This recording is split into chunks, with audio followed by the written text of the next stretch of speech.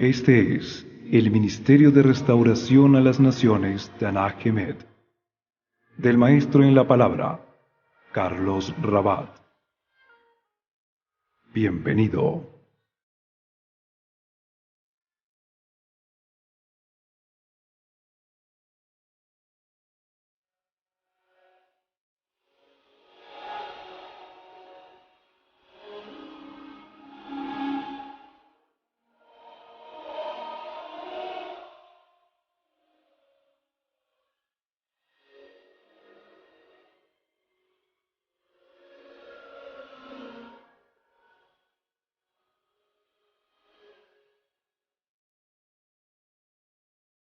Quiero dar continuidad el día de hoy a una enseñanza que di hace 8 días como respuesta a la inquietud de muchas personas que me han escrito y me han pedido una enseñanza acerca de la fecha del nacimiento de nuestro Señor.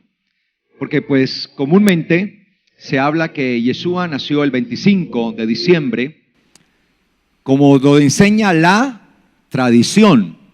Pero recuerden, mis amados, lo que dijo el Señor. Ustedes, le dijo el Señor incluso a la clase religiosa, esto se lo dijo el Señor a la misma clase religiosa de aquel tiempo, la farisaica, ¿sí? Y toda esa clase religiosa, saducea y que existía para aquel momento. El Señor, recriminando a la clase religiosa, les dijo: ustedes quebrantan el mandamiento de Dios por seguir tradiciones de hombres. Y ese es el problema. Y no solamente quebrantamos el mandamiento de Dios por seguir tradiciones de hombres, sino que nos hacemos partícipes de la oscuridad. Porque un mandamiento, uno de los mandamientos, por ejemplo, si el 25 de diciembre, como ya lo enseñé en alguna ocasión, eso lo enseñé el año antepasado, sí, porque ya el año pasado es 2015, el anterior, por allá en el 2014, enseñé acerca de la Navidad. Y entendíamos que la Navidad sencillamente tiene un origen pagano, en adoración a dioses paganos, en este caso al sol. Y la Biblia dice: no tendrás otros dioses delante de mí, ni le servirás, ni te postrarás delante de ellos. Y cuando nosotros participamos de ese tipo de celebraciones, pues estamos quebrantando ¿qué? El mandamiento de Dios por participar de tradiciones humanas. Y por eso el Señor fue enfático: ustedes quebrantan el mandamiento de Dios por seguir tradiciones humanas. Y ese es el problema. Entonces se nos ha enseñado que el 24 y 25 de diciembre, bueno, a las 12 de la noche, ¿sí?, nació Yeshua el Salvador. Sin embargo, hace 8 días veíamos algunos aspectos y entendíamos que no era así. Pues el relato que nos da el evangelista Lucas es concreto y es muy claro respecto a la fecha del nacimiento del Señor. Y para eso, para entender un poco más lo que veíamos hace 8 días, traje una imagen. Ahí tenemos, quise hacer esta imagen para que usted pudiera observar, ¿ok? Porque cuando nosotros leemos en Lucas capítulo 2, la mayoría de las traducciones de la Biblia en Lucas capítulo 2 parece que generan una especie de confusión. Pues dice, por ejemplo, en la traducción más popular, que es la Reina Valera del 60, dice Reina Valera del 60: aconteció en aquellos días que se promulgó un edicto de parte de Augusto César que todo el mundo fuese empadronado. Este primer censo se hizo siendo Cirenio gobernador de Siria. Entonces pareciera que el texto dijera que cuando Yeshua nació, para ese tiempo se hizo ¿qué? Un censo. ¿Y lo hizo quién? Cirenio o Quirinio. Su nombre en griego es Quirenio, ¿sí? Pero si nosotros vemos, bueno, de pronto lo hice con amarillo hacia la parte derecha, de mi derecha, hacia esta parte que estoy levantando mi brazo, ¿sí? Allá se ve en letras amarillas, de pronto ahí en el computador se veía muy bien, pero de pronto acá no se alcanza a ver bien. Allá dice censo de Quirenio, 6 después de Cristo. 6 después de Cristo. Es decir, que de acuerdo al relato o la forma en que tradujeron ese texto, pareciera que Lucas está diciendo que Jesús nació en el año en que Quirenio o Cirenio, ¿sí?, hizo el censo. Pero ese censo históricamente se hizo en el año ¿qué? 6 después de Cristo. Ahora bien, Mateo también nos relata un acontecimiento, ¿sí?, que tiene que ver cuando Yeshua era aún pequeño y tiene que ver con los magos. Una visita que hicieron unos magos a Yeshua, ¿sí?, a María y a José.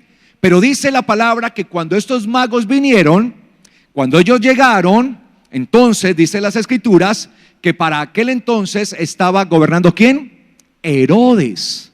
Pero según la historia, Herodes murió ¿en cuándo? Mire lo que dice acá, en azul, 4 antes de Cristo. Estoy trabajando sobre la barra de abajo. No miren la de arriba no la miren, la de abajo, la barra de abajo. Entonces, parece que hay dos fechas diferentes que están distanciadas casi por 14 años. La de el censo de Cirenio, en el año 6 después de Cristo, y la de la muerte de Herodes, que fue en el año 4. Ahora, si Herodes murió en el año 4, pues la visita de los magos tuvo que haber sido antes de ¿qué? De la muerte de él. Entonces es donde los críticos dicen, ¿cómo es posible que un evangelista, Mateo, hable de Herodes, que muere en el año 4 antes de Cristo, y Lucas habla del censo que se hace en el año 6 después de Cristo? Mire la incongruencia que hay. 14 años de diferencia. ¿Cómo es posible esto? Bueno, yo les explicaba hace 8 días que lo que sucedió es que hay una traducción incorrecta del texto de ¿quién? De Lucas. Y yo les hice la traducción y les traje la traducción y les mostré cuál sería la traducción más apropiada. Porque a lo que se ha llegado a decir aún a nivel de los teólogos, escúcheme bien esto, que eso es lo preocupante, se ha llegado a decir que es que Lucas se equivocó. Lucas se equivocó. Entonces la pregunta es, ¿realmente Lucas, el escritor del Evangelio, se equivocó? Y esa siempre fue mi pregunta. Y si él se equivocó, entonces ¿cuántas más equivocaciones pudo haber tenido en su escrito del Evangelio? Y no solamente en su escrito, sino también en el libro de los Hechos, porque Lucas fue el mismo escritor del libro de los Hechos. O sea, ese libro no se llamaba Hechos, sino que esa fue la segunda carta que escribió ¿quién? Lucas, que posteriormente le llamaron libro de los Hechos. Entonces no puede ser. Y yo les mostraba a ustedes que el texto debía quedar de esta manera. En días de César Augusto, obviamente, el emperador que había para aquel entonces, se promulgó un edicto para censar toda la tierra habitada. Y cuando dice ahí está hablando de ¿qué? De ese edicto que se dio para el censo.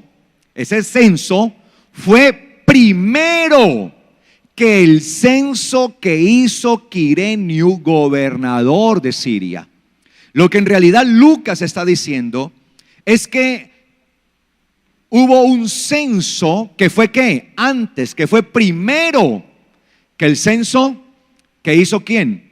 Quirenio en griego, Quirenio en griego o Quirinio en español, que es como más se le conoce, ¿sí? Ese censo que hizo Quirinio, dice el escritor, tomando esa base, esa referencia histórica, dice que el que se hizo primero. Y cuando nosotros buscamos en la historia, entonces, ¿cuál fue el censo que se hizo primero en la tierra de Judea? ¿Sí? Pues nos hallamos que justo en el año 7 antes del Mesías, antes de Cristo, ¿hubo qué? Un censo. 7 antes del Mesías hubo un censo.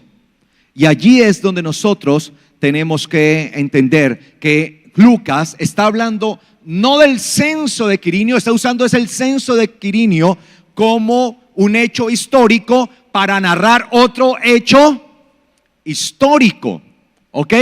Para narrar otro hecho histórico. Entonces nos encontramos que en el año 7 antes del Mesías hubo otro censo que fue primero que el que hizo ¿quién? Quirinio. Y ese se da en el año ¿qué? 7 antes de Cristo. Y a ella empiezan ¿qué? A cuadrar las cuentas. Ya empiezan a cuadrar por ese lado las cuentas. Entonces tenemos que el nacimiento, se lo mostraba hace 8 días, que el nacimiento de Yeshua fue el 7 y que no fue como lo suponemos en diciembre, sino que fue en medio de una fiesta llamada Yom Truá, fiesta que comúnmente cae entre septiembre y octubre, pero más septiembre, ¿sí? Obviamente, si nos vamos a buscar de acuerdo al calendario gregoriano, grecorromano, que es el que nosotros tenemos ahora y con el que se fechan todo esto, con el que está fechado todo eso, pues de acuerdo a ese calendario estaríamos hablando del año 7 antes de Cristo y estaríamos hablando del 4 de septiembre, ¿sí? Si quisiéramos buscarlo en el calendario como tal. Pero cuando lo buscamos en el calendario bíblico, nos encontramos que fue el primero del mes de Tisri, que es conocido comúnmente así ese mes, que es el mes séptimo o mes de Eitanim. La Biblia lo llama mes de Eitanim, el mes de los poderosos, de los reyes, el mes donde nacen los reyes, de los poderosos, así lo llama la Biblia. Ya Tisri es un nombre que se le da posteriormente, pero a ese mes, al mes séptimo, se le llama el mes de los poderosos, en el que nacían los reyes, los poderosos, ¿sí? Entonces, él está allí y vimos esto y veíamos varias cosas de por qué Yeshua no nació entonces un 25, como lo dice la tradición, sino que nace en otra fecha. Sin embargo, hay otras cosas porque también veamos cada uno de nosotros. Y esto tiene que ver también con, desde el engendramiento, ¿de quién? De María, ¿sí? Desde el momento en que María engendró. Y para eso vamos a ver algunas cosas y quiero que por favor estemos muy atentos a estas cuestiones para poder entenderlas bien, ¿ok? Y quiero que por favor abra su Biblia en Lucas capítulo 1. Lucas capítulo 1. ¿Lo tiene? Mire lo que dice Lucas, dice, hubo en los días de Herodes. Mire que Lucas usa muchos puntos históricos ¿de qué? De referencia. Lucas 1.5, ¿no dije? Ay, disculpen, Lucas 1.5, disculpen. Lucas 1.5. Mire que Lucas usa muchos puntos de referencia históricos. Y obviamente se usaban aquellas cosas que habían sido muy importantes o trascendentales para la vida de ellos. Hubo en los días de Herodes, rey de Judea. ¿De dónde era rey Herodes? De todo Judea o de todo Judá. Cierto sacerdote llamado Zacarías. Y mire lo que dice él, de la clase de Abías. Y uno dice, ¿y a mí para qué me sirve eso? ¿Y a mí para qué me interesa saber qué es eso de la clase de Abías? Y su mujer era de las hijas de Aarón, y su nombre era Elizabeth. Mire que Zacarías iba a ser el padre ¿de quién? De Juan el Bautista. ¿Un pariente de quién? De Yeshua, un primo, un pariente de Yeshua. Iba a ser allí. Entonces dice que Zacarías iba a ser el padre, pero que este hombre era ¿qué? Sacerdote. Es decir, que ¿a qué tribu pertenecía? A la tribu de Leví, ¿sí? Porque era un sacerdote. Y pertenecía a la clase de Abías. Resulta que en la antigüedad, a los sacerdotes, todos eran descendientes de Leví, pero cada uno de ellos pertenecía a una casa o a una casta. Y en este caso, Zacarías pertenecía a la clase ¿de quién? De Abías. De Abías. Veamos lo que dice primer libro de Crónicas, capítulo 24. Allí en primer libro de Crónicas, usted va a encontrar la designación de las casas paternas de los sacerdotes y levitas de acuerdo a su función sacerdotal. Entonces se designó que cada clase de sacerdotes iba a trabajar o iban a ser los encargados del servicio en el templo, eran los encargados del servicio en el templo.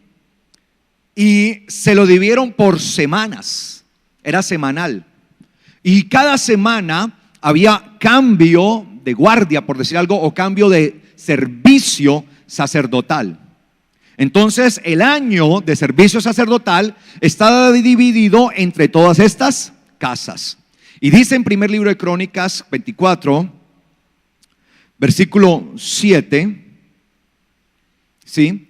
¿Cómo quedaron designadas las casas? Dice, la primera casa o la primera clase le tocó en servicio a Joiarib. La segunda, ¿a quién? A Jedaías. La tercera, a Harim. La cuarta, a Seorim. La quinta, a Malquías. La sexta, a Mijamín. La séptima, a Cos. Y la octava, a Abías. Entonces ya entendemos, bueno, Zacarías pertenecía a la clase o a la casa ¿de quién? De Abías. Y ellos eran la octava casa en servicio. Les tocaba servir. ¿Cuándo empezaba el servicio en Israel? Pues empezaba en el primer mes. ¿Cuál es el primer mes de acuerdo al calendario bíblico? El mes de Aviv o Nisan, conocido también con el mes de Nisan, Aviv o Nisan, ¿sí? La palabra Aviv significa primavera. Aviv, primavera, eso es lo que significa la palabra Aviv. Y Nisan significa retoño, porque es cuando retoñan las primeras florecitas después de todo ese invierno que ha pasado. ¿Ok? Entonces, dice la palabra que era de la clase de Abías. Entonces empezaban las clases sacerdotales a servir. Si usted mira allí y pone a cada clase sacerdotal por semanas a servir, ¿sí? Y entiende que también en las festividades de lo que eran las fiestas principales como Pesach o Pascua, como Shavuot o semanas, como Sukkot o tabernáculos, pues todos los sacerdotes servían, todos sin distinción como tal, todos tenían que servir, pero obviamente había una casa que era la que estaba ¿qué? Al frente. Ahora, se dice que las casas servían dentro del templo, pero cada casa tenía varios sacerdotes, cada casa. Por ejemplo, en este caso Zacarías pertenecía a la casa de Abías y Zacarías no era el único sacerdote de la clase de Abías, sino que había ¿qué? Más sacerdotes. Entonces, por designación, cada vez que a una casa le tocaba el servicio, escogían dentro de ellos a un ¿qué? Sacerdote para que presentara el incienso, para que presentara la ofrenda y fuera el que entrara al templo. Eso era lo que hacían. Por tanto, como eran tantos sacerdotes, se dice, ya esto es algo histórico, ya informativo, se dice que por lo general le tocaba una sola vez en la vida a un sacerdote hacer este oficio, una sola vez en la vida, ¿sí? Porque se lo tenían que estar dividiendo entre las casas y entre los sacerdotes que componían esas casas. Por lo general, una sola vez en la vida le tocaba a un sacerdote hacer eso. Resulta que le tocó ¿a quién? A Zacarías. Y cuando usted pone, cuenta las semanas, ¿sí? Cuenta estas semanas, pues resulta que justo cuando a él le toca servir, llegamos en la octava casa, le tocaría servir en la fiesta de Shavuot. ¿O fiesta de qué? De Pentecostés o de las semanas. Mire arriba la primera línea, mire la primera línea, ¿listo? Allí los meses están enumerados de acuerdo al calendario bíblico, no al calendario gregoriano que nosotros nos rige. Dice mes 1, Aviv o Nisan. Por lo general el mes 1, Aviv o Nisan, cae por lo general entre marzo y abril de este calendario. Allá lo tienen, ¿no? El mes 2 es el mes de Iyar. Y el mes 3 es el mes de ¿qué? De Sivan. Para aquel entonces, hacia mediados del mes de Sivan, allá arriba, ¿sí? En la primera línea recta, a mediados en el mes de Sivan, es cuando se celebra la fiesta de Shavuot y Zacarías entra, el padre de Juan, entra a servir. ¿Y qué sucedió cuando él entró a servir ahí al templo que le tocó su turno? Volvamos a Lucas. Dice acá, versículo 6 del capítulo 1. Eran ambos justos delante de Dios. ¿Cómo eran Zacarías y su mujer? Justos. Miren, no se trata de que solo el hombre sea justo, solo la mujer. Si queremos bendición, ambos deben andar ¿en qué? En justicia. Acá vamos a ver estas fechas, pero también yo tengo que aprovechar la parte espiritual y resaltar esto. Ambos, su mujer Elizabeth y Zacarías, eran ¿qué? Justos. Es decir, que eran personas que vivían ¿en qué? En justicia. ¿Y qué es vivir en justicia según la palabra de Dios? Es vivir de acuerdo a ¿qué? A sus mandamientos, a la ley de Dios, a la Torá, a la instrucción dada por Dios, por eterno Dios, en su Torá. Eso es justicia. Es decir, que eran personas celosas de la Torá. Vivían conforme a la palabra de Dios y la creían, la practicaban. Y por eso eran considerados delante de Dios como justos. Y se tienen que levantar familias en donde el varón y la mujer sean ¿qué? Justos. A ver, ¿dónde están los esposos? Levanten la mano los esposos que hay acá. Viviana no está casa. Bueno, yo iba a decirle a Alejandro, ¿cómo así? ¿Qué pasó ahí? A ver, ¿dónde están las mujeres y los hombres que tienen sus esposas aquí? Tienen que ser ¿qué? Justos, ambos. Justos. Y si todavía su marido no lo es, siga orando en el nombre del Señor. ¿Sí? Que esa oración llegará al trono de Dios. Y si aún su mujer no lo es, siga clamando en el nombre del Señor. Y dice acá, ambos eran justos delante de Dios, conduciéndose, viviendo, en pocas palabras, irreprochablemente en todos los mandamientos. ¿Cómo vivían Zacarías y Elizabeth? Sin ningún tipo de reproches, ¿conforme a qué? A los mandamientos. ¿No quiere ser reprochado usted? Viva conforme a los mandamientos. Si no queremos tener reproches, ¿conforme a qué tenemos que vivir? ¿Conforme a qué? A los mandamientos. Conduciéndose irreprochablemente, sin reproche, sin tacha, en algunos mandamientos. ¿En cuántos? ¿En cuántos vivían? En todos. El problema es que la gente quiere que Dios le bendiga, pero no quiere hacer lo que trae la bendición. ¿Qué es lo que trae la bendición? Los mandamientos. La salvación viene por Yeshua, por nuestro Señor Jesús, que es el único que la puede dar. Nadie más le puede hacer salvo. Y uno no es salvo por otra cosa, sino por medio de la gracia del Señor. Pero los mandamientos son los que desatan bendición. ¿Qué es lo que desata bendición? Los mandamientos. Viva conforme a los mandamientos y habrá bendición en su casa. En todos los mandamientos y decretos del Señor. Y no tenían descendencia. Ahora mire, ¿y qué? Y decretos del Señor. Qué bueno esto, ¿no? ¿Decretos de quién? ¿Decretos dados por quién? Por el Señor. Porque esa es la nueva moda también hoy, ¿no? Yo decreto sobre tu vida. ¿Cuál yo decreto? Usted no es nadie para decretar. No se ha igualado. Cuando una persona dice yo decreto, se está igualando a Dios. Porque el único que tiene potestad para emitir un decreto es ¿quién? El eterno Dios. Ojo con eso, porque eso está de moda hoy. Y no solamente es culpable el que dice yo decreto, sino también el que dice amén a ese decreto. Porque no se trata del decreto de un hombre, se trata del decreto de Dios. Y yo no tengo que estar decretando, porque ya los decretos fueron dados. De una vez aclaro eso. Sí, ya que habla ahí del decreto, a los mandamientos y decretos de Dios. Un decreto es una orden dada para ser ejecutada, sin reproche. Es un caso juzgado.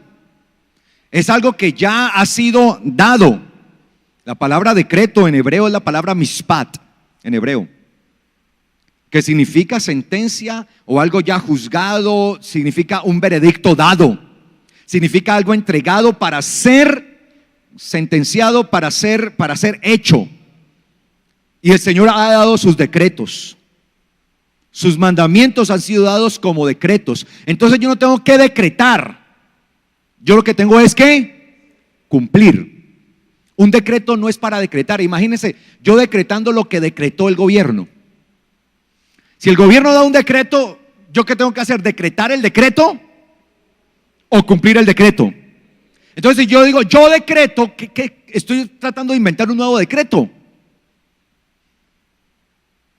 Y hoy yo decreto que sobre tus hijos vendrá bendición, salud, prosperidad, finanzas, economía sin precedentes. Decreto que lo que no alcanzaste el año pasado, lo alcanzarás todo en este año. Decreto. Así dicen hoy. Y la gente dice, ¿y qué tiene eso de malo? Y ese comúnmente cuando la gente no quiere aceptar lo de Dios, siempre dicen eso. ¿Y qué tiene de malo? Así muchos. ¿Y qué tiene de malo tomarse una cerveza? ¿Y qué tiene de malo fumarse un cigarrillo? ¿Y qué tiene de malo uno tener un amante? ¿Y qué tiene de malo uno robarse algo allí? Pues para eso tienen plata. En el trabajo eso tienen plata. Uno es como quitarle un pelo a un gato. Trate de quitarle un pelo a un gato. Sí. ¿Qué tiene de malo? Y la gente siempre eso. ¿Y qué tiene malo decretar? Lo malo es que te estás poniendo tú como el que lo haces, cuando los decretos son ¿de quién? De Dios. Y es que ese fue el problema en el que cayó el pueblo de Israel. Permítame, leo que esto fue algo que yo publiqué estos días allí por Facebook. Mire lo que dice Ezequiel 5, 5 al 9. Ezequiel 5, 5 al 9 dice: así dice Adonai Yahweh. ¿Dice quién? ¿El profeta? ¿El profeta o quién? Adonai Yahweh. Esta es Jerusalén. La puso en el centro de los gentiles o naciones y rodeada de tierras. Pero cambió mis decretos, pervirtiéndose más que los gentiles. Cambió mis decretos. Cuando yo digo yo decreto, estoy diciendo mi decreto. Así lo quiera apoyar con un versículo bíblico. Nosotros no estamos para decretar, porque los decretos ya fueron ¿qué? Dados. Los decretos no son para decretarlos, los decretos son para ¿qué? Cumplirlos. Pero cambió mis decretos. ¿Qué hizo Israel? ¿Qué hizo Jerusalén? ¿Cambió qué? Los decretos de Dios. ¿Y cuándo yo cambio los decretos de Dios? Pues por los propios. Y así se pervirtió más que los gentiles, y contra mis leyes más que las tierras vecinas. De esta manera desecharon mis decretos y leyes, y no anduvieron en ellos. ¿Qué es lo que Dios espera? ¿Que estemos decretando o que andemos en sus decretos? Ya sus decretos están en la palabra.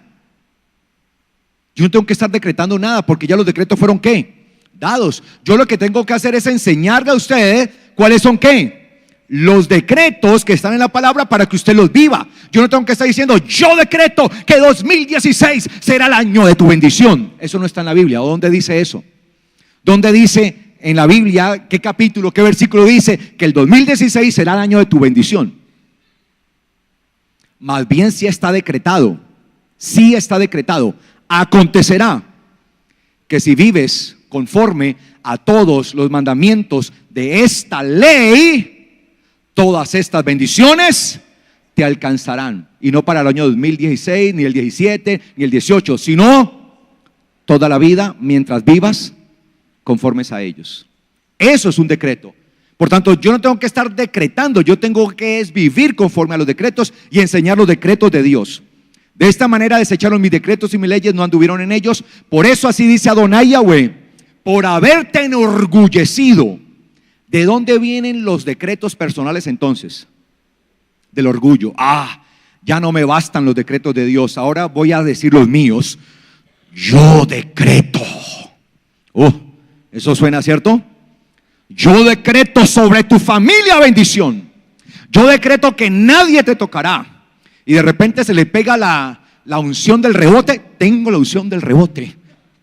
Que ya salió por una loca diciendo que la unción del rebote. Y que Abraham tenía la unción del rebote y sale saltando. Tengo la unción del rebote. Y dice que esa es la unción de Abraham. ¡Qué herejía! ¡Qué cosa tan terrible contra la palabra! ¿Cuál unción de rebote? Y la gente, amén, amén, amén, amén. ¿Cuántas cochinadas más se van a inventar? Y decreto, y decreto, y decreto. Y le enseñan a la gente a vivir esa maldición. Porque cuando yo le enseño a usted a vivir por mis decretos, le estoy enseñando a vivir en los decretos de un hombre. Y los decretos de un hombre no traen bendición. Porque el único que bendice es el eterno Dios. Alabado sea su nombre para siempre. Es su palabra la que vive para siempre. Tenemos que tener celo por la palabra de Dios. No nos podemos dejar mover por todas esas cosas que hoy se mueven. No podemos quedarnos callados ante la falsedad, ante la mentira. Ojo con eso, porque nosotros somos conocedores de la verdad y a nosotros se nos va a demandar eso.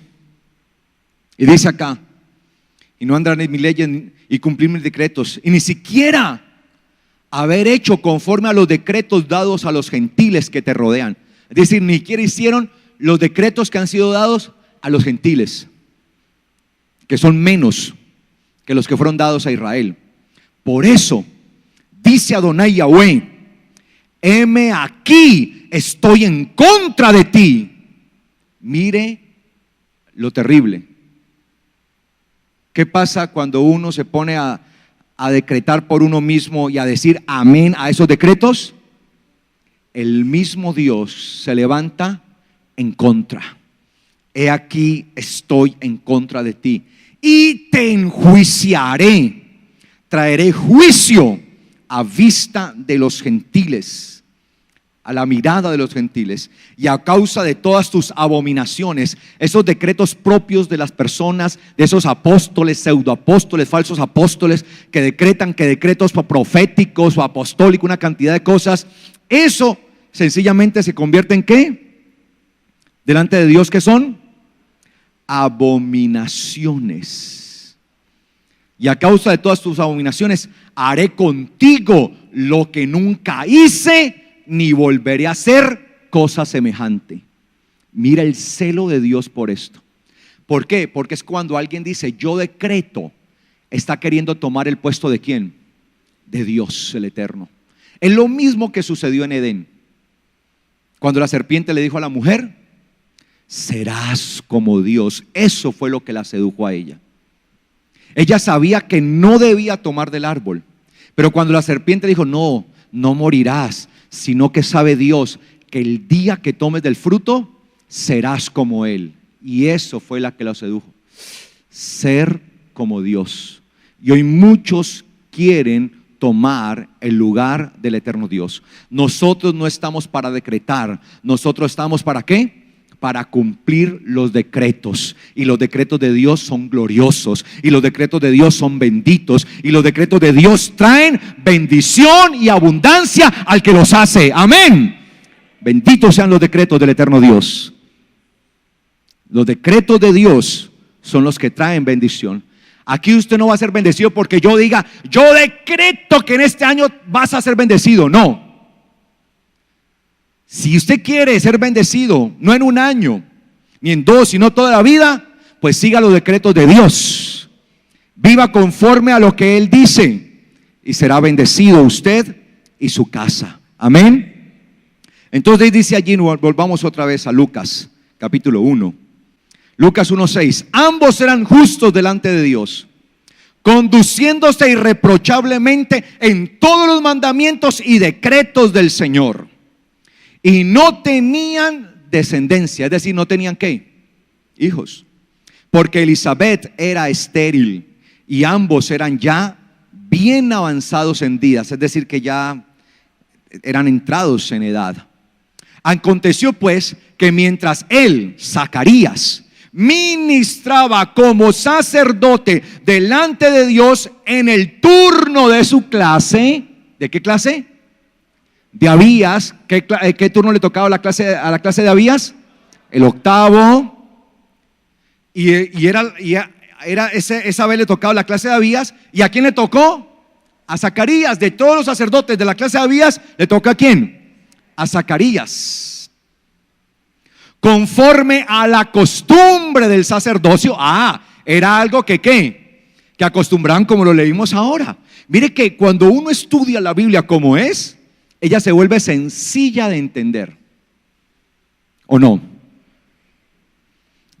Conforme a la costumbre del sacerdocio, entrando en el santuario, en el templo del Señor, le cayó en suerte ofrecer ¿qué? El incienso. Mire, qué bendición. Y cuando dice suerte, no era que la lotería o que compró el baloto ni nada de esto, ¿no? Sino que le tocó a él, ¿sí?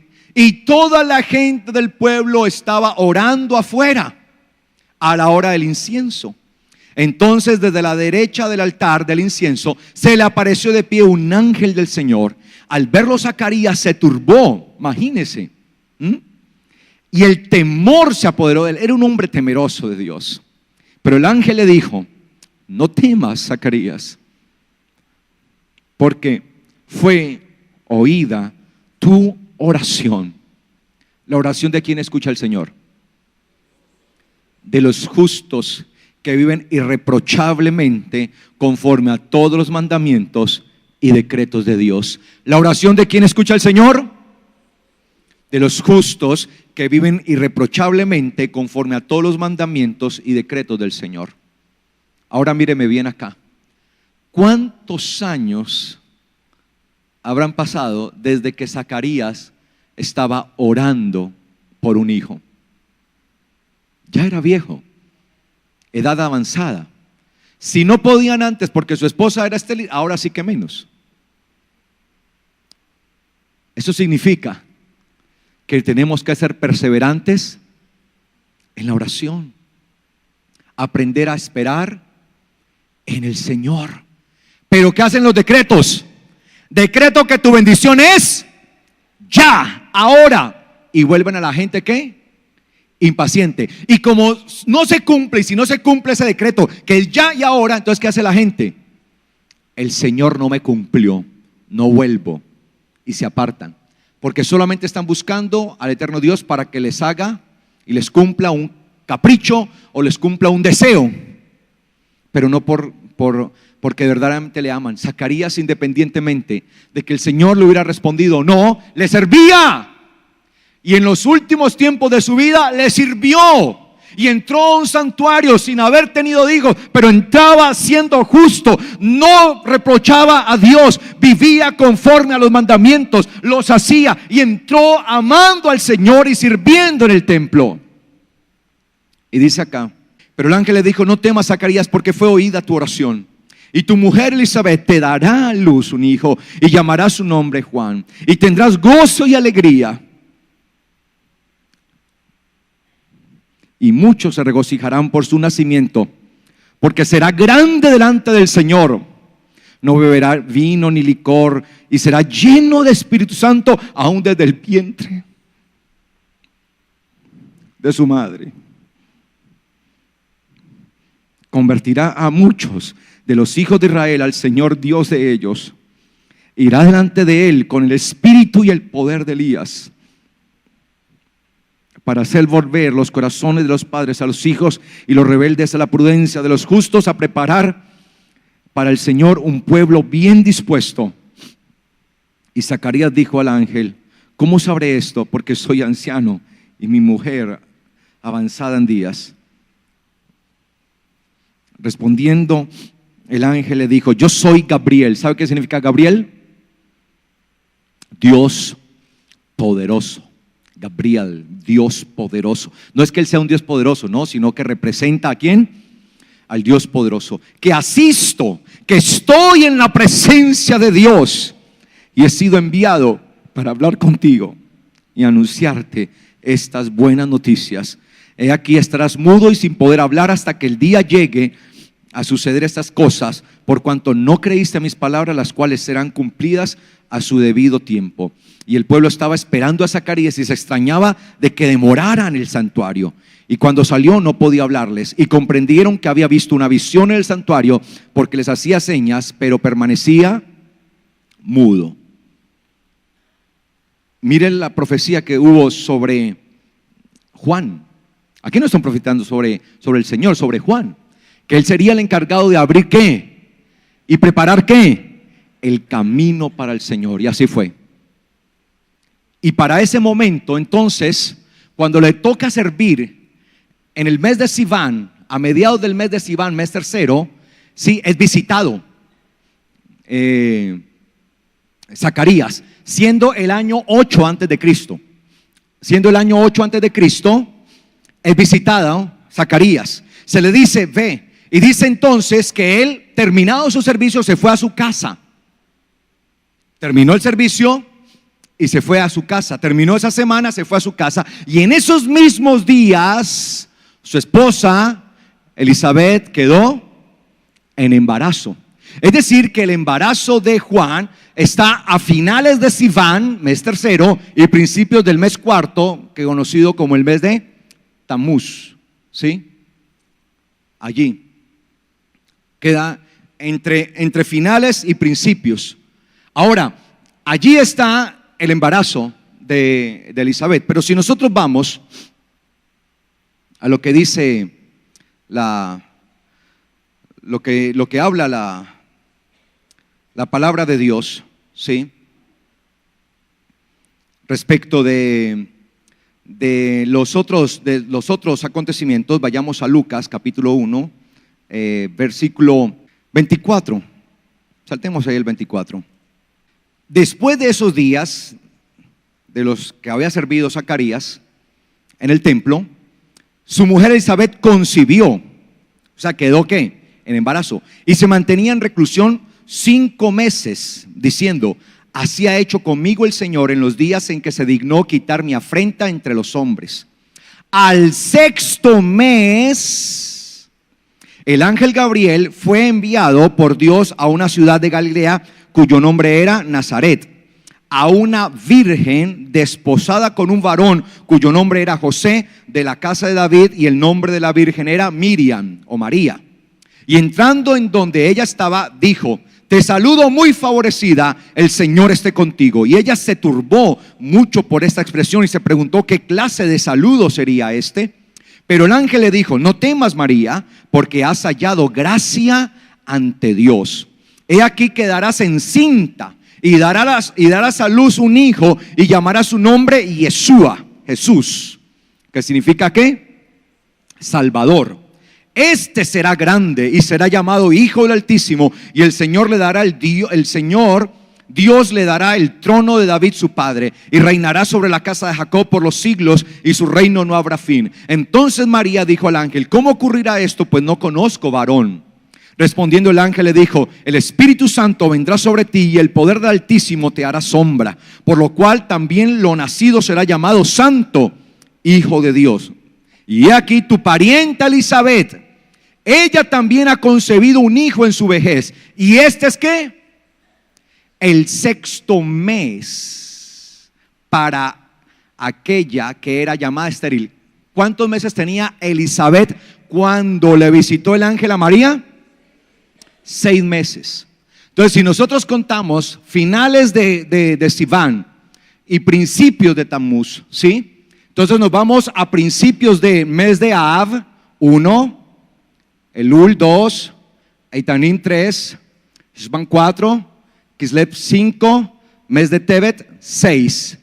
Entre Kislev y Tevet hay una fiesta llamada Hanukkah, que se celebra los últimos días de Kislev y los primeros días de Tevet. En esa fecha fue visitada ¿quién? María. Y se le dijo ahí: tu parienta tiene 6 meses. Es decir, que ya tenemos los meses probables entre los que quedó concibiendo ¿quién? María. Porque Hanukkah se celebra en los finales de Kislev y los primeros días ¿de qué? De Tevet.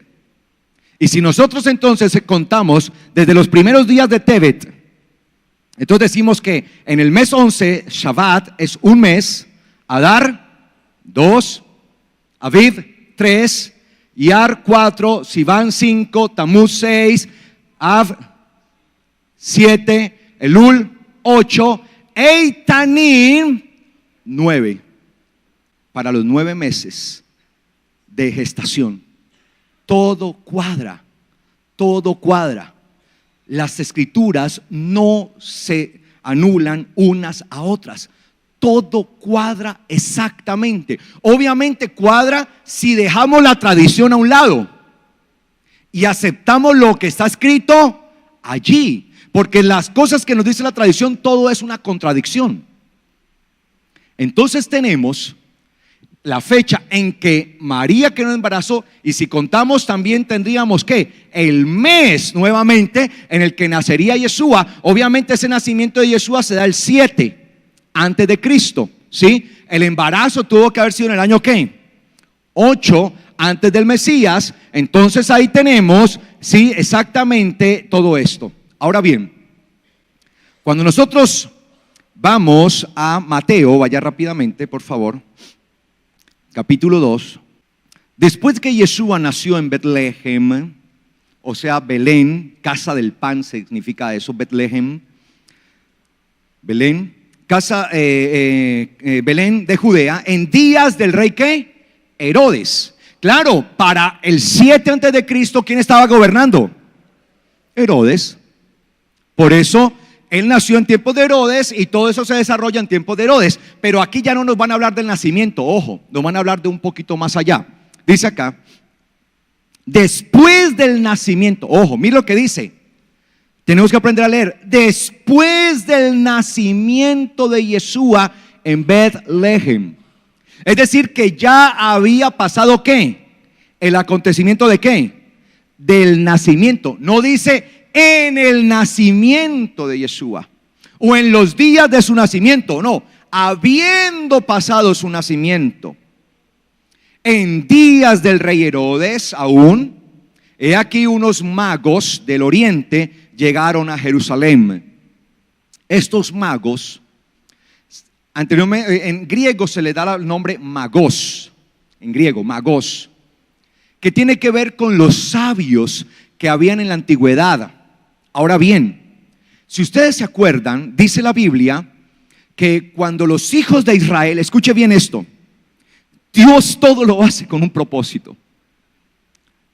Todo. Yo me quedo, o sea, cuando yo estudio esto, yo digo, Señor, esto es perfecto.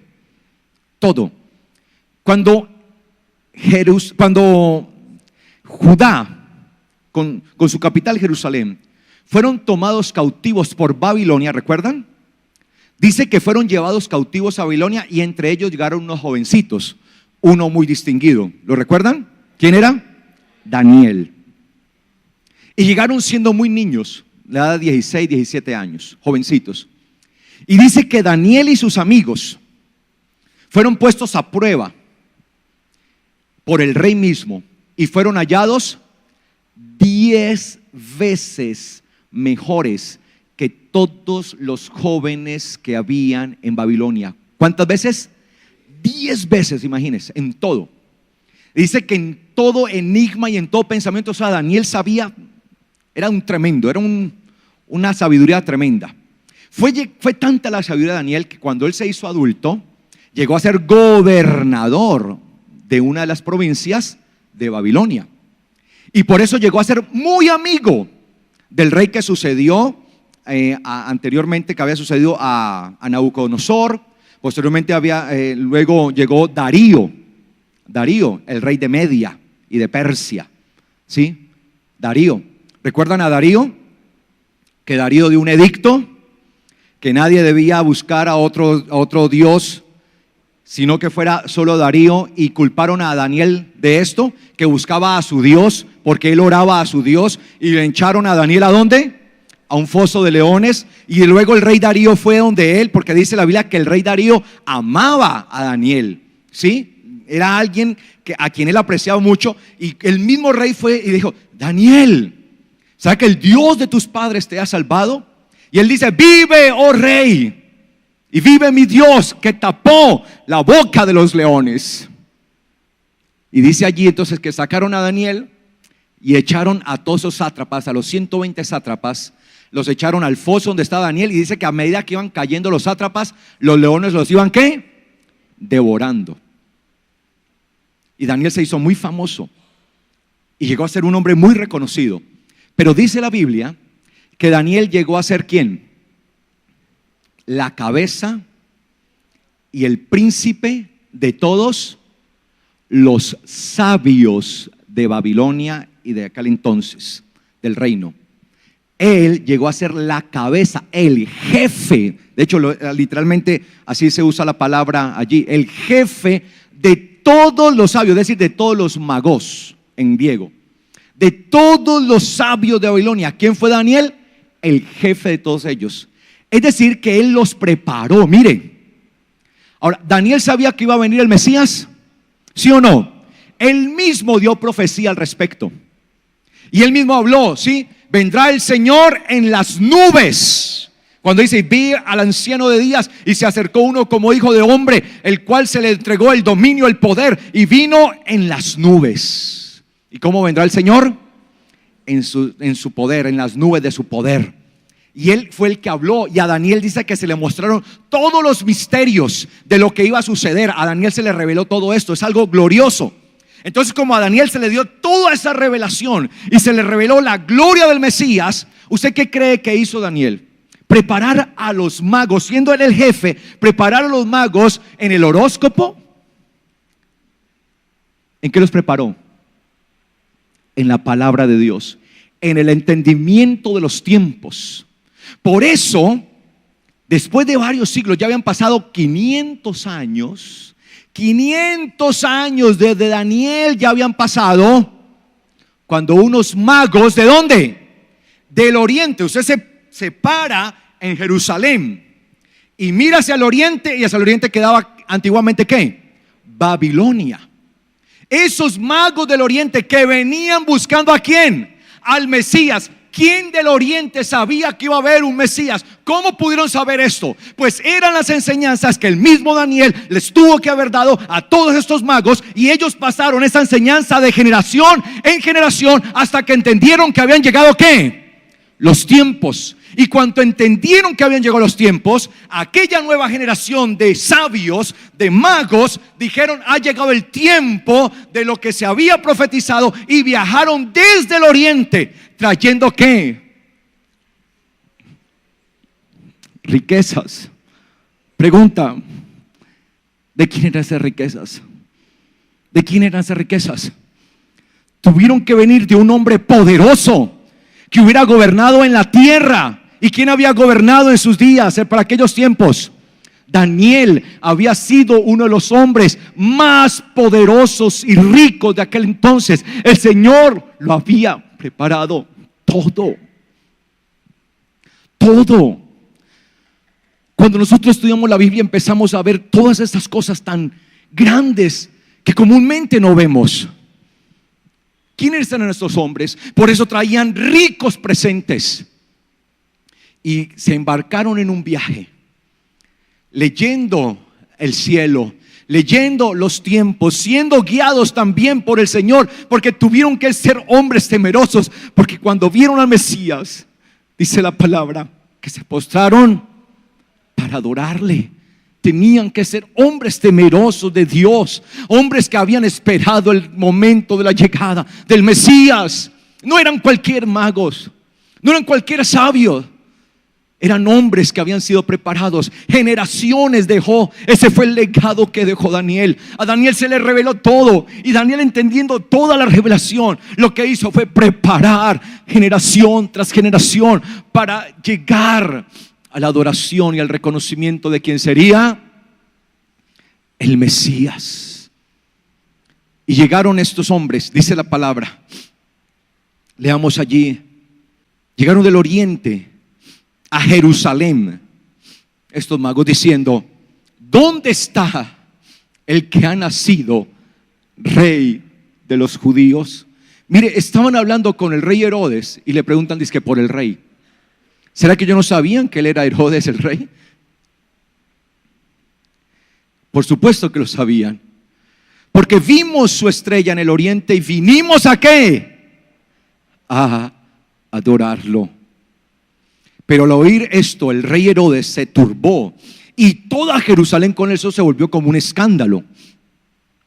Y habiendo convocado a todos los principales sacerdotes y a los escribas del pueblo, le preguntaba dónde había de nacer el Mesías. Consultó a los sacerdotes y escribas, y ellos le dijeron: en Betlehem, en Belén de Judea, porque así está escrito por el profeta: de Judá, porque de ti saldrá un caudillo, un líder que apacentará a mi pueblo Israel. Entonces Herodes, llamando en secreto a los magos, a los sabios estos, indagó diligentemente de parte de ellos el tiempo de la aparición de la estrella. Mire qué hizo Herodes diligentemente. ¿Para qué? Para hacer el cálculo de qué edad podría tener ¿quién? El Mesías. Y enviándolos a Betlehem, a Belén, les dijo: vayan, infórmense diligentemente acerca del niño, y tan pronto como lo hayan encontrado, avísenme, para que yo también vaya a adorarlo. Mire, él sabía que debía adorar al Mesías, pero no era su intención. Después de oír al rey, ellos se fueron, y aquí la estrella que vieron en el oriente los precedía hasta que llegó y se detuvo sobre donde estaba el niño. Entonces, al ver la estrella, se regocijaron con un grande gozo. Y entrando, ¿en dónde? En el pesebre, vieron a la mula, al burro, la malvada mula que se le comió el pasto al niño. ¿No? No. ¿Entrando en dónde? ¿En el pesebre? ¿En dónde? Ah, ¿ya estaban en dónde? En la casa. ¿Usted no ve que siempre muestran la historietica? Que ¿a dónde llegan los magos? Al pesebre. ¿Entrando a dónde? A la casa. ¿Ya no estaban dónde? En el pesebre. El pesebre fue por el momento. Es que se viene el bebé, pues hay que organizar esto como sea y ya. Pero no van a caer ahí viviendo en un pesebre 10 días, un mes, un año. En la casa. Hay que aprender a leer. Y entrando en la casa, ¿vieron a quién? Al niño. Es diferente la expresión que se usa en Lucas, escúcheme bien, porque acá se usa la expresión paidión. En Lucas dice que el bebé estaba envuelto ¿qué? En pañales. El niño estaba envuelto en pañales. Para ahí la palabra brefos, que significa bebé, recién nacido. Recién nacido, en griego, brefos, sí, recién nacido. Acá la palabra paidión, es un niño que ya da ¿qué? Pasos. Paidión, se le llama paidión a un niño que ya da pasos. Un niño más o menos ¿a qué edad empieza a dar pasos? Más o menos ¿qué? Al año. Es decir, que es un niño que ya está dando ¿qué? Pasitos. Por eso vieron a ¿qué? Al paidión. Allí. Le vieron allí. No un bebé, brefos, no un bebé envuelto en pañal. Cuando dice envuelto en pañal, era lo que las abuelas decían, estar ¿qué? Enchumbado, como dicen en Colombia. Lo enchumbaban, eso solamente se entiende en Colombia. ¿Sí? Envuelto en pañal. ¿Sí? Y dice acá, ojo, vieron al niño con su madre María y postrándose lo adoraron al niño, ¿no? Al Mesías, no a María. Luego abrieron sus ¿qué? Sus tesoros y le ofrecieron presentes de oro, incienso y mirra. Pero siendo advertidos en sueños que no volvieran a Herodes, regresaron a su tierra por otro camino. Después que ellos regresaron, he aquí un ángel del Señor se aparece en sueños a José, diciendo: al levantarte, toma al niño y a su madre y huye a Egipto y permanece allá hasta que yo te diga, porque Herodes está buscando al niño para matarlo. Y él levantándose tomó de noche al niño y a su madre y se fue, huyó a Egipto. Y allá se quedó, ¿hasta dónde? Hasta la muerte de Herodes. Ahora, Herodes envió a matar a todos los menores, dice acá, 16 dice acá. Herodes, al verse burlado por los magos, se enfureció sobremanera y enviando soldados mató a todos los niños de 2 años hacia abajo. ¿Por qué de 2 años hacia abajo? Porque cuando él indagó diligentemente e hizo los cálculos, entendió que el niño, de acuerdo a toda la información que los magos le dieron, debía tener 2 años de edad. Es decir, que la visita de los magos se da aproximadamente ¿qué? Miren allí en el de abajo. ¿El año qué? 5 antes de Cristo. 7 antes de nace. En el 5, allí está la visita de los magos. Casi aproximadamente ¿qué? 2 años. No que llegó a los 15 días y lo encontró en el pesebre, no, en la casa. Y por eso él tomó la decisión de los de 2 años. Y para asegurarse, hacia abajo. Pero como indagó diligentemente, haciendo el cálculo, dijo, debe tener 2 años. Porque le preguntó, ¿desde cuándo apareció la estrella? La respuesta de ellos debió haber sido hace 2 años. ¿Me hago entender? Él les preguntó diligentemente cuándo apareció la estrella que anunció esto. Y o sea que ellos venían viajando desde muy lejos. Claro, no tenían aviones como hoy. Venían viajando desde tan lejos, es que son lejísimos, para hacerlo en camello, en burro, lo que sea, pues en animal, en bestia. O sea que cuando llegan allí, ya Yeshua es un paidíon, por lo menos es un niño que ya ¿qué? Da pasos. Lo describe Mateo así. Entonces dice que, le dice, vete a Egipto y quédate allí hasta la muerte de Herodes. Entonces, ¿cuánto tiempo aproximadamente José y María estuvieron en Egipto esperando hasta la muerte de Herodes? ¿Cuánto? ¿Cuánto tiempo? ¿Cuánto? 1 año. Porque si la visita a los magos es el 5 antes de Cristo y Herodes, de acuerdo a la historia, muere el 4 antes de Cristo, entonces más o menos 1 año se queda en Egipto. Y habiendo muerto Herodes, mire lo que dice acá. Dice versículo 17. Entonces se cumplió lo dicho por el profeta Jeremías cuando dijo: una voz fue oída en Ramá, llanto y gran lamentación, Raquel llorando por sus hijos y no quería ser consolada porque ya no existían. Pero cuando Herodes murió, he aquí un ángel del Señor apareció en sueños a José en Egipto. ¿Sí ve que todavía estaba allá en Egipto? Diciendo: al levantarte toma al niño y a su madre y vete a tierra de Israel, porque han muerto los que buscaban la vida del niño. Levantándose pues, tomó al niño y a su madre y entró en la tierra de Israel. Pero cuando oyó que Arquelao, inmediatamente después de la muerte de Herodes, ¿quién gobernó? Arquelao. ¿Quién era Arquelao? El hijo de Herodes. Cuando Arquelao, dice acá, versículo ¿qué? 22, reinaba en Judea, en lugar de su padre Herodes, tuvo temor de ir allá y siendo avisado por revelación en sueños, se retiró a la región de Galilea. Y cuando llegó allí, se estableció en un pueblo llamado Nazaret, para que se cumpliera lo dicho por los profetas: será llamado Nazareno. Mire, todo en Yeshua se cumple, todo. Eso tiene que ver con la profecía del profeta Isaías del capítulo 11. Un vástago retoñará, Netzer. La palabra vástago que ha sido traducida en Isaías 11, capítulo 1. Isaías 11, capítulo 1.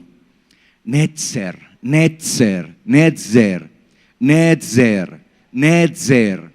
¿Sí? Dice, y retoñará un vástago, Netzer, florecerá Netzer. Por eso sería llamado Netzerim, Nazareno. Por eso, ¿sí? En el madero se puso el nombre ¿sí? Hablando de Yeshua, que él era el Netzerim, ¿sí? Era Nozri, era de los Netzerim, de los nazarenos. Nozri, Nozrim, ¿sí? Nozrim, Nozri. Él era un nazareno, Nozri, un nazareno. No lo confundamos esa palabra con nazareo, que era una cuestión de un voto que hacían, no. Sino que se tenía que cumplir eso, ¿sí? Eso del nazareno, eso tiene una enseñanza bastante profunda. Y obviamente no tengo tiempo para esto, porque es el cumplimiento de una profecía y tiene que ver con los guardas, ¿sí? Guardas, Netzerim, los guardas. Por eso a los primeros cristianos se les conocía como los nazarenos, los guardas. Pero eso es una enseñanza aparte.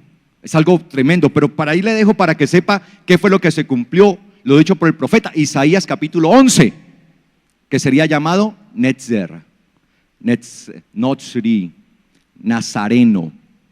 Ok, entonces, dice acá, mis amados, ¿sí?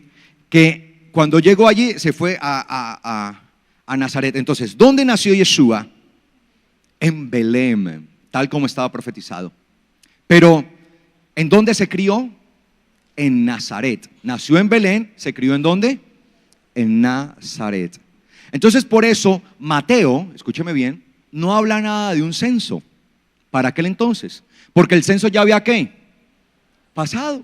El censo había sido hecho en el año ¿qué? Si antes de Cristo, que es el censo que habla Lucas, que se hizo antes del de ¿quién? Desde el de Quirinio, ¿sí? Se hizo ese censo justo en el tiempo que nació Yeshua. Luego viene la visita de los magos. Luego Herodes, muere Herodes el 4 de septiembre. Arquelao, su hijo, gobierna. ¿Hasta cuándo gobierna Arquelao?